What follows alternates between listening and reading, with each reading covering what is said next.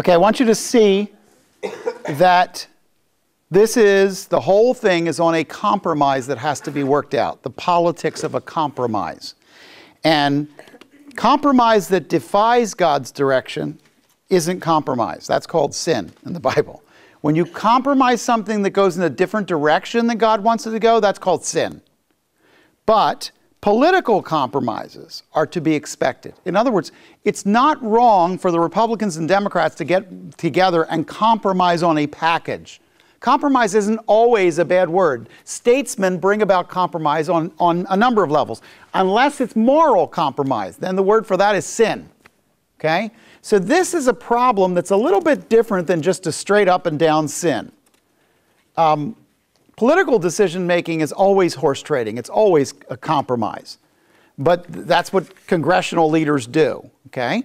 But when we're talking about politicians, that's a separate thing than when we're talking about your moral circumstances. Go down to verses 1 to 5, and here's the request. See what the request is. Men came to Moses, and they presented some of the frontline troops of the second wave of an attack.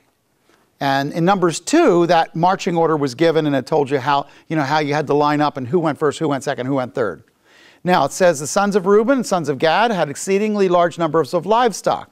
So when they saw the land of Jazer and the land of Gilead, that was indeed a suitable place for their livestock, the sons of Gad and sons of Reuben came and spoke to Moses and Eleazar, the priest, and the leaders of the congregation, saying, Atarot, Dibon, Yazer, Nimrah, Heshbon, Eliah, Sabam, Nebo, Beon, the land which the Lord has conquered before the congregation of Israel is a land for livestock, and your servants have livestock.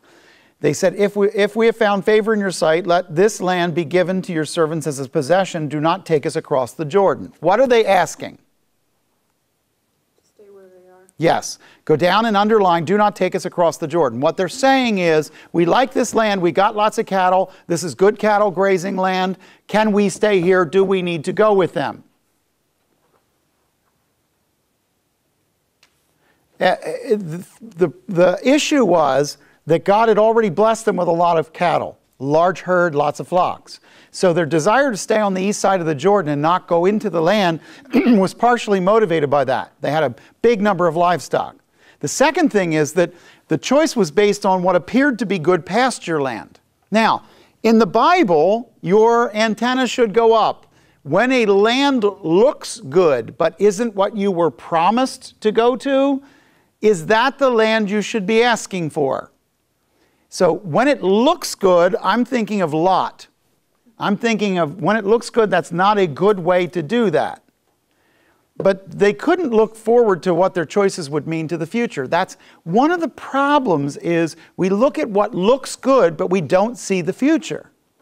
They chose out of practicality that defied biblical principle. They chose wrongly. They made a choice because of their current strength and their current prosperity. But here's the thing. By dangling out there and being on the east side of the Jordan, it meant that they weren't all together where they could help one another, defend one another easily. The further you spread out the troops, the thinner the line is. Okay?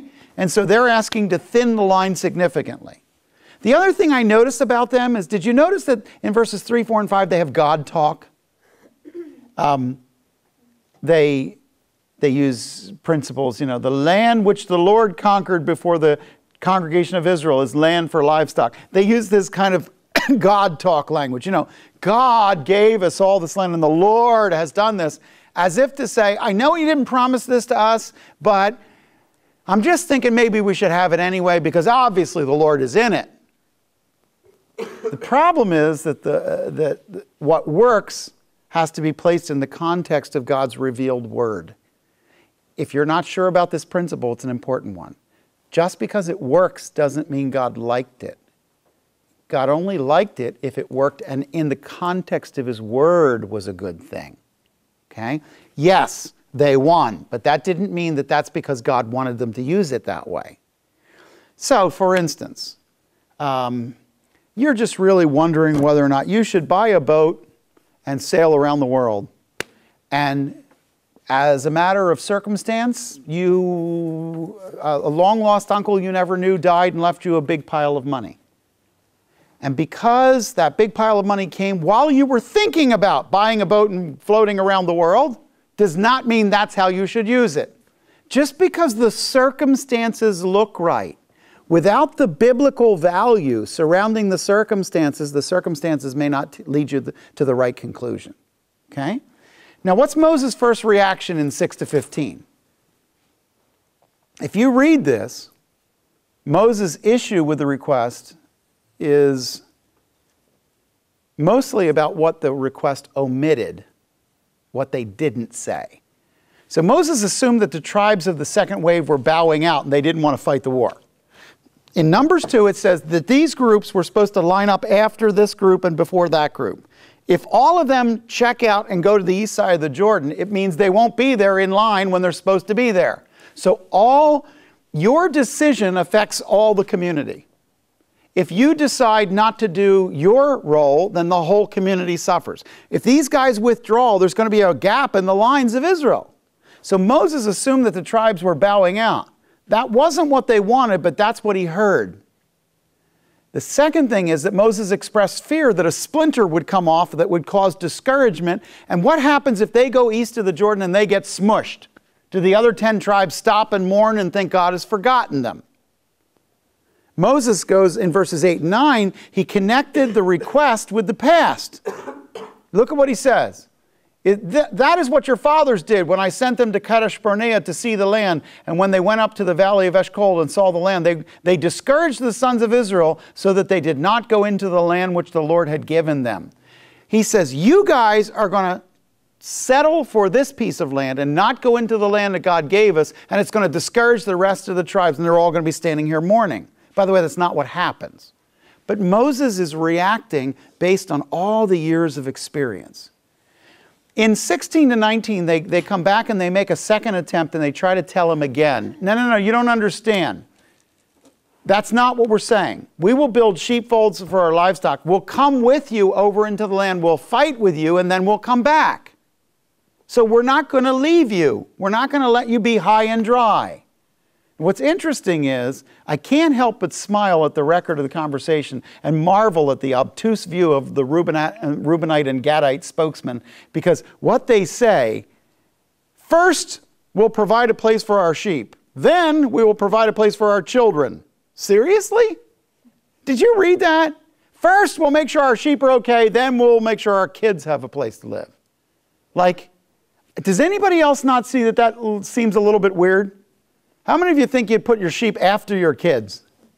So already these guys are like, look, we're going to get the sheep a place, and eventually, if we get time, we'll build something for the kids. Otherwise, they just stand out here in the rain while the sheep have a place.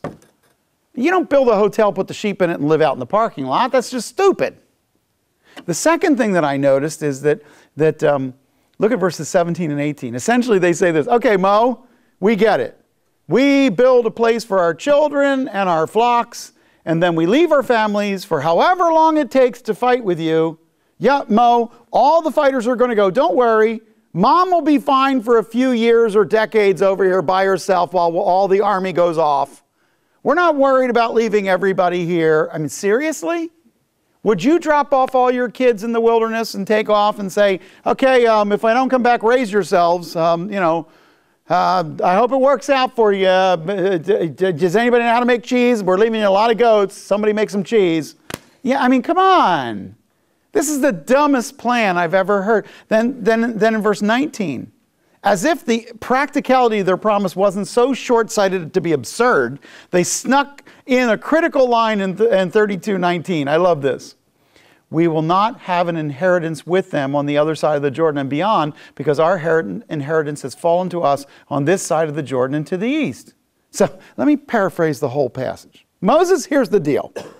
We're going to get our shop put together, and then, then we're going to build some place for our families. And we're going to make it really strong, since we won't be sticking around with them and, to raise them and protect them and whatnot. Instead, we're going to go off and help the other tribes for as long as it takes. Whatever you need, Mo, we're your guys. We'll be there, and then I think what we'll do is we'll go off and help the other tribes, and then we'll come back to doing what we want and ignoring what God said to do.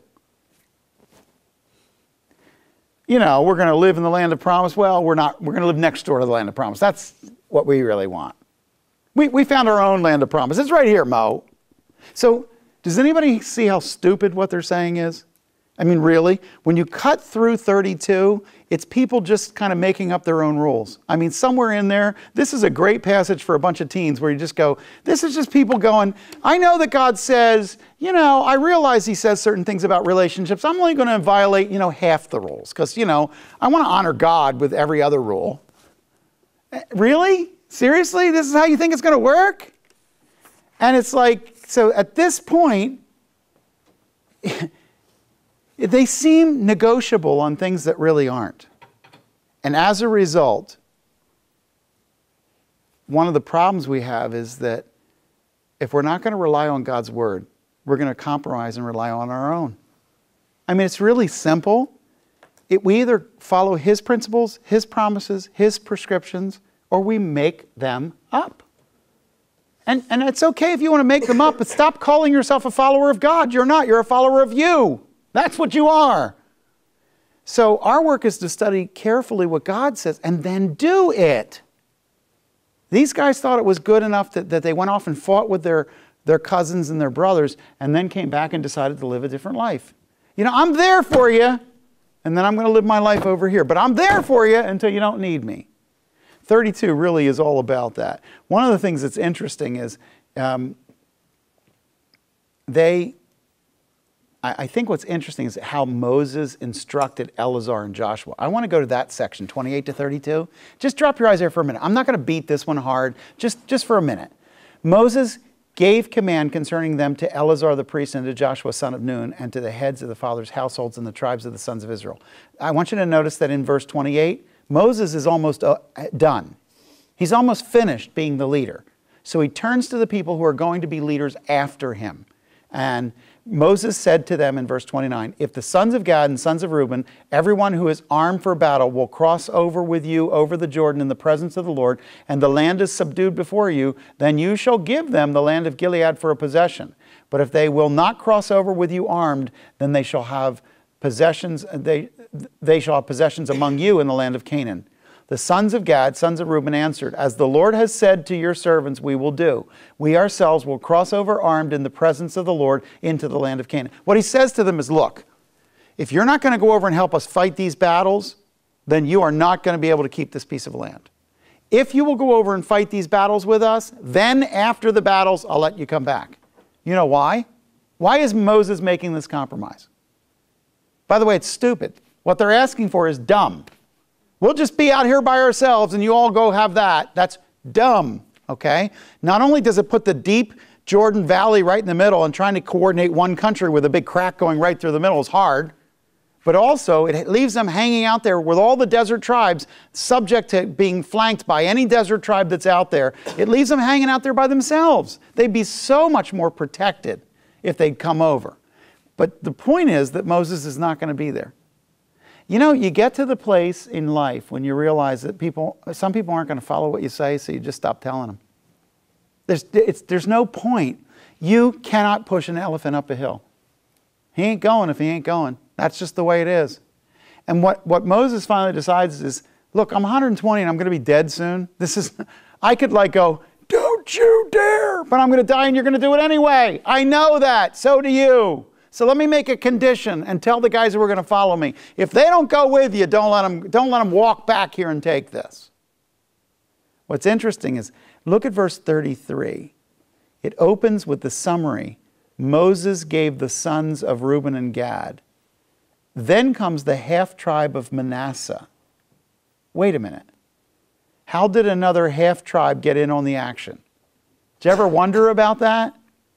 Now we're not just dividing the nation, we're even dividing families, we're even dividing a tribe. How did that happen? Well, here's the thing.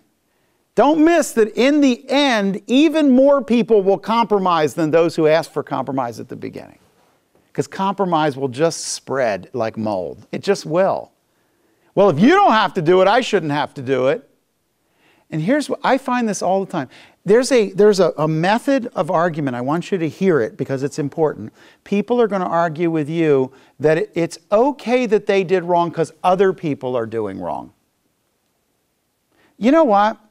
You cannot get pulled over by a police officer and used the logic, I know I was going 25 miles over the speed limit, but did you see the other people? You know what he's going to do? Ticket you. You know why? Because it's not about the other people. It's about whether you did wrong.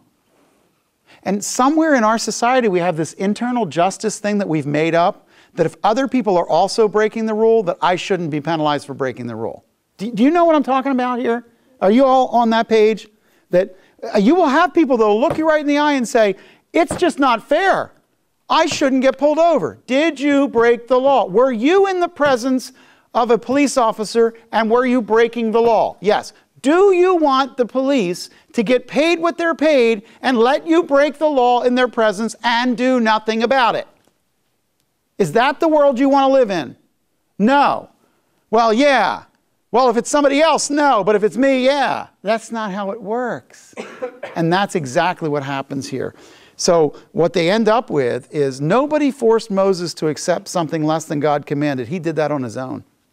I want you to note somewhere at the end of this passage in 32, Moses accepted a deal that was less than God said. You know what's interesting?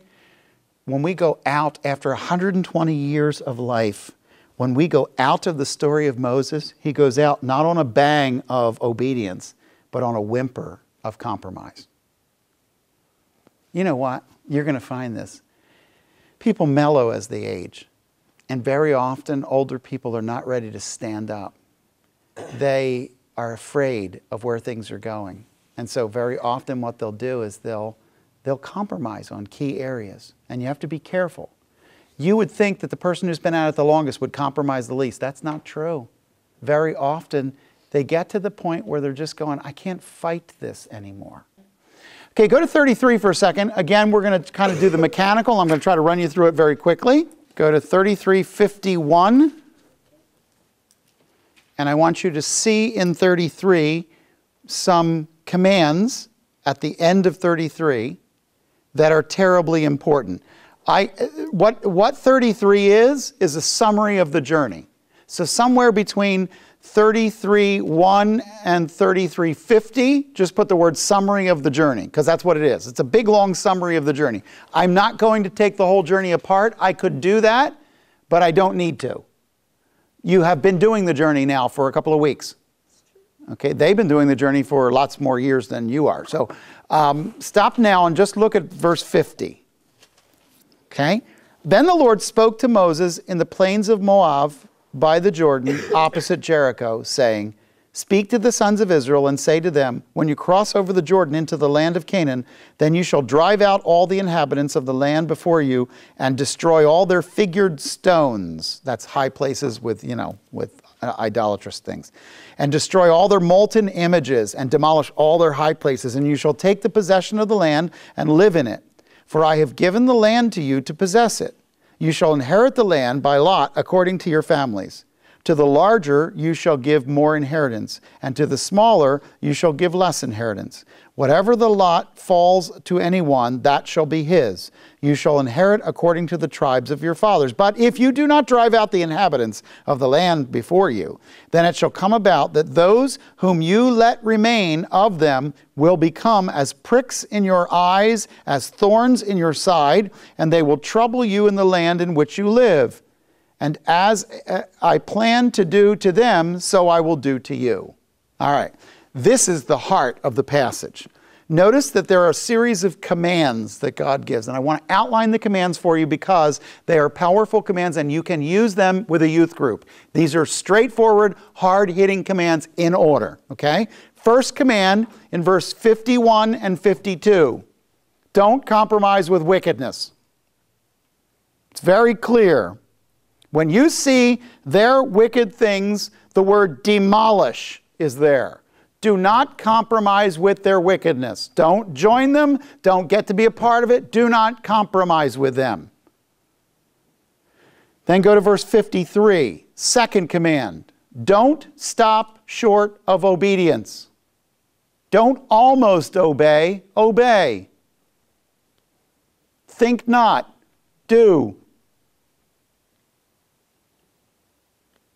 So in 53, when you shall take possession of the land and live in it, for I've given you the land to possess it. Don't walk in and take some of it, take all of it, take possession. Third command, verse 54. Trust my direction and provision. Trust my direction and provision. You shall inherit the land. Larger ones get larger inheritances, smaller ones get smaller inheritances. Wherever the lot falls, that will be yours. What am I saying? Wherever the lot falls. You're going to cast lots, and whichever way I want it to be, that's how the lot's going to be. Do it that way. By the way, when the modern Israel was started, the way Tel Aviv was finally divided up to be the modern city that it is, it was casting lots. That's how they did it. They took it from the Bible. They came back into the land and they thought, well, how do we know how to divide it up? And so they made up shells, and they had shells with families' names on it and shells with lot numbers on them. And they took one shell from here and one shell from there, put them together, and that's how that family got that lot. That's how they did it. Command number 4, the end of verse 54, 54b. You shall inherit according to your tribes. Here's the command. Preserve the family. Preserve the family structure. So don't stop short with wickedness. I don't compromise with wickedness. Don't stop short of obedience. Trust my direction. Preserve the family structure. 54b? 54b. You shall inherit according to the tribes. It's at the end of 54. The bottom line here is I want you to be distinct, be who I called you to be my people, do what I said, don't stop short, do it all. This is a really nice short devotional. Somebody asked you to do a devotional. What does God care about? I gave you 1,189 chapters of my word because I know what I want. So while you're sitting there going, gee, I wonder what God's will for my life is. Hello? 1,189 chapters. I gave you content. Please check. Okay? Because here's what you find. You find people befuddled at the will of God who don't read their Bible. How shocking that they wouldn't know what God said when they didn't read what he said. The best love note in the world will do nothing for the romantic interest if no one opens it and reads it. Okay, in 34 and 35, let me just do a quick knockoff here so I can get you out of here. 34, in verses 1 to 29, put the boundary. The boundary.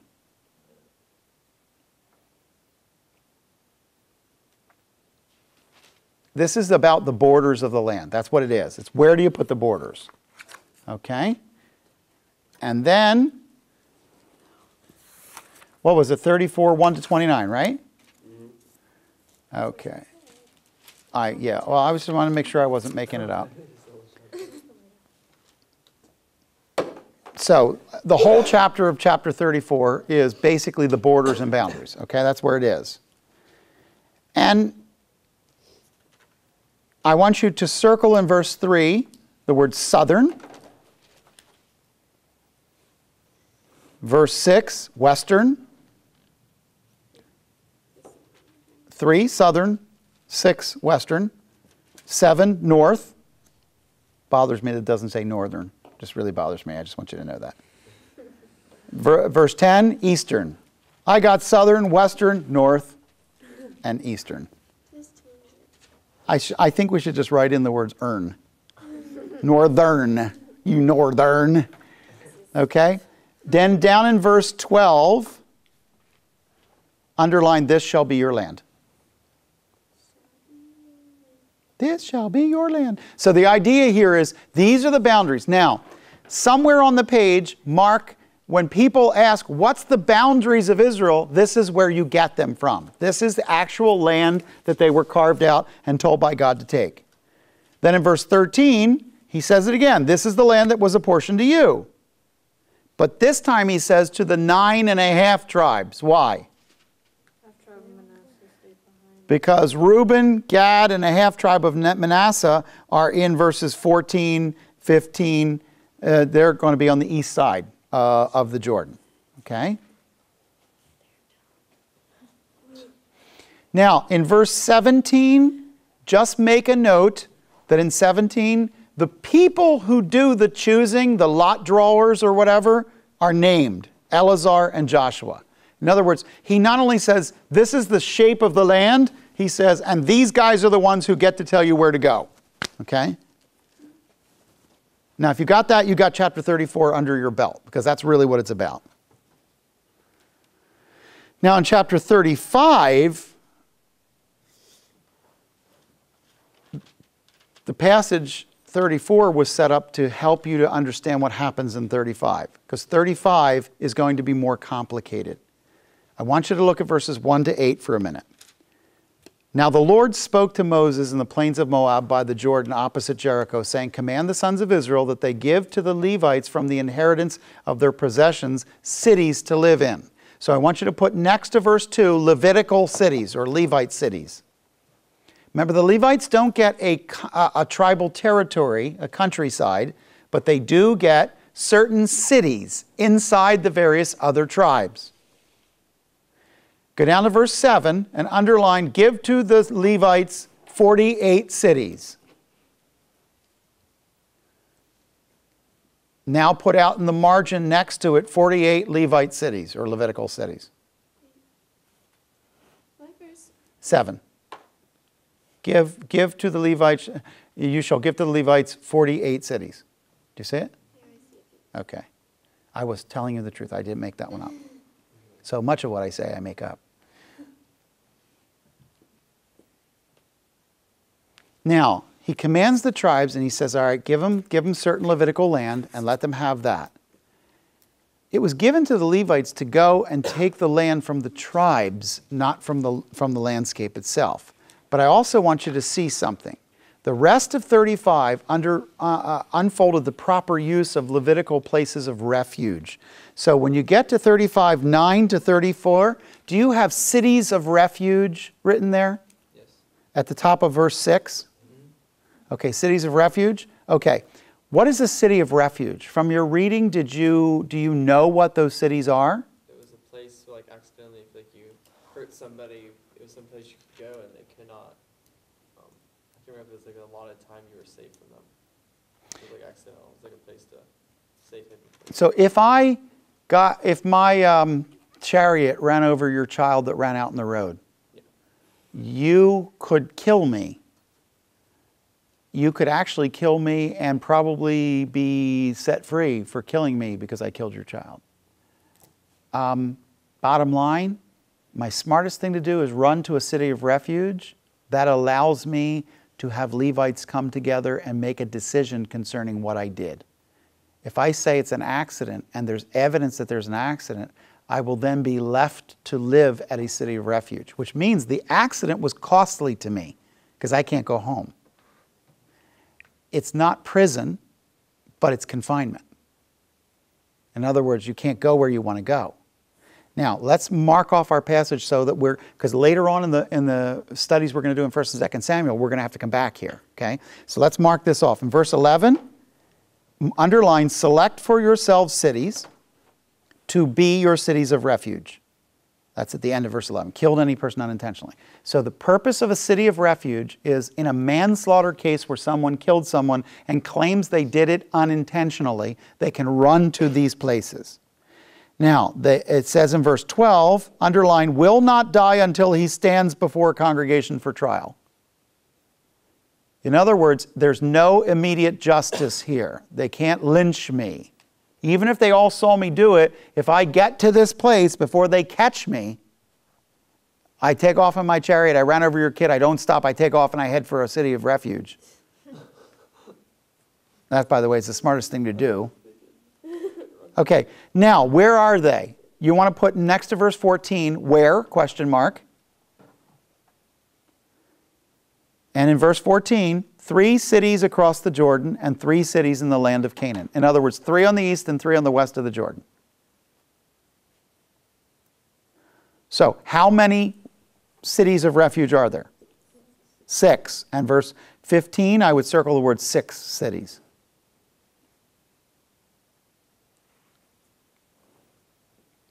In verse 16, end of verse 16, underline, murderer shall surely be put to death. In other words, if it's premeditated murder, you can't run and hide, that you're going to die. You can run and hide if you want, but when we catch you, we're going to kill you. Okay, so you don't get, if you planned to kill someone, you will die for that. But if you didn't and killed someone, you may not die if they find you innocent of manslaughter. Okay? I want you to go to verse 19, and here's a very important law. This is the law of the vengeance, and it's the blood avenger himself shall put the murderer to death. I have told you repeatedly already that the person who cast the first stone is the person who was the wounded. That's where this law is where it comes from. It comes from the person who gets to cast the first stone at you is the one who begins your punishment, and that's the person who was wounded.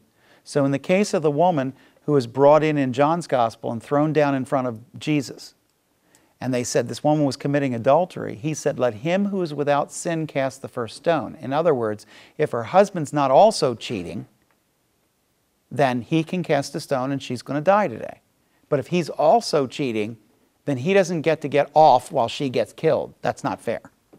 Nobody dies unless we're doing it right. And so it all comes from this. Now, verses 22 to the end of the chapter are all, just put the word next to verse 22, conditions. These are conditions as to how you know whether or not the guy killed him intentionally or not.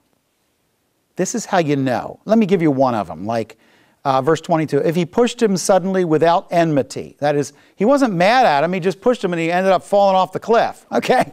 He didn't mean to, or he pushed him and he tripped over a rock behind him and then smashed his head on a rock and died. Very simple. It was like, he was fooling around. The guy ran up and tickled him and he turned around and pushed him and then he was dead. He didn't mean to kill him. He was just, they were fooling around. He spit water on him, he smacked him, he went flying, he got killed. So he says, this is one of the ways you can tell. He gets to be manslaughter if there was no enmity when he pushed him. He wasn't mad at him. These are all kinds of different conditions. Now, when is a person allowed to leave the city of refuge? In verse 28 is the condition under which he can return. Put in the word return home. When can he return home? Whenever the next high priest dies. Look at verse 30, and here's a court law. What's the court law in verse 30?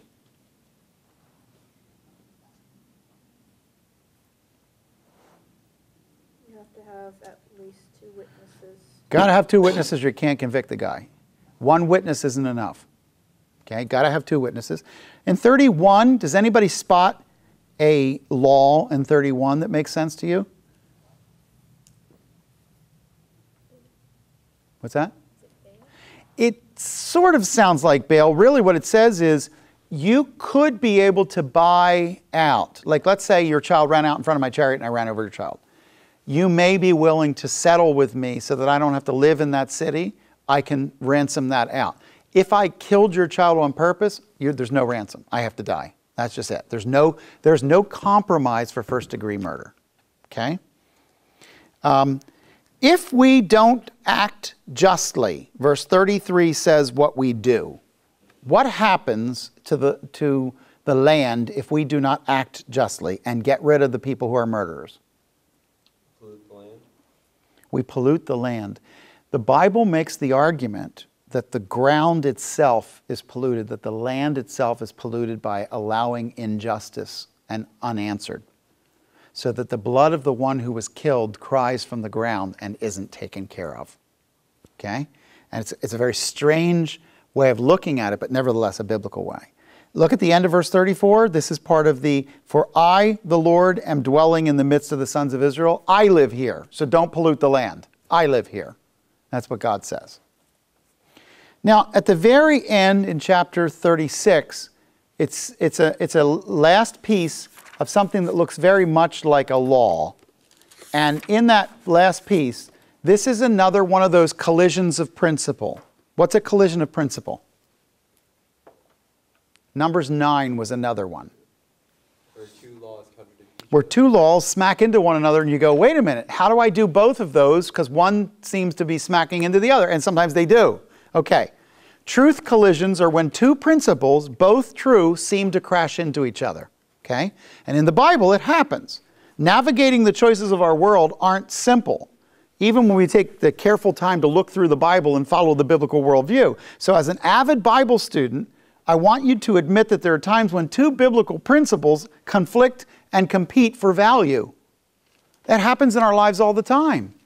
And in reality, how do you know what to do? There are, by the way, lots of passages like this. Romans 13 is certainly like this. Acts 5 is like this. There's a lot of them. I want to go to this one and then get you out of here. Let me give you a principle that I don't care if you write it down, but you need to know what it is.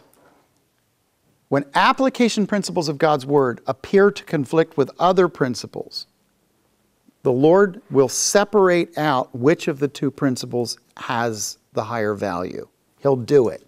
But you have to read carefully both texts and compare them one to the other. So for instance, if we have two different commands of God and one of them says, this you shall do so you shall live, and the other one says, this you shall do so you will have more crops, the one that lets you live is more important than the one that gives you more crops. How do I know?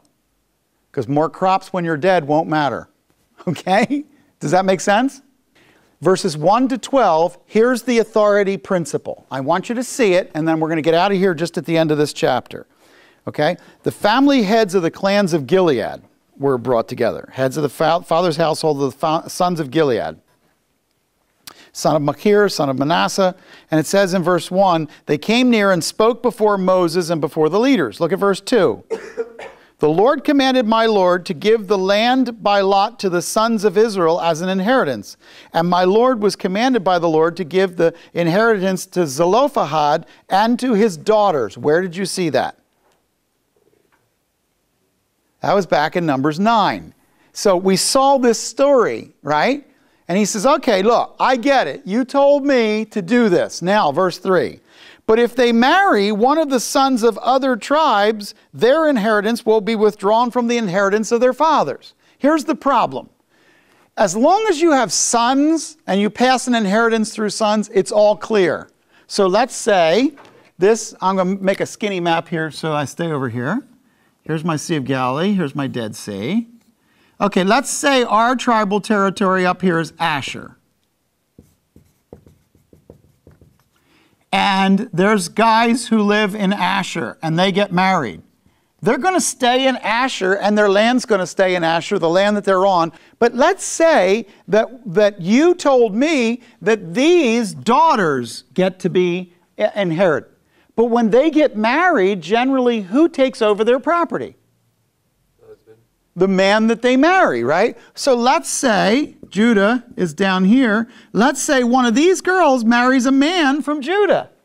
Then Judah is going to get this piece of our land and this piece when they marry that girl and this piece. And suddenly now land ownership won't be stable and tribes will lose and other tribes will gain. And it's supposed to be that the tribes stay exactly the same. So now there's two conflicting principles. One of them is it right for the woman to give her property to her husband when they're married?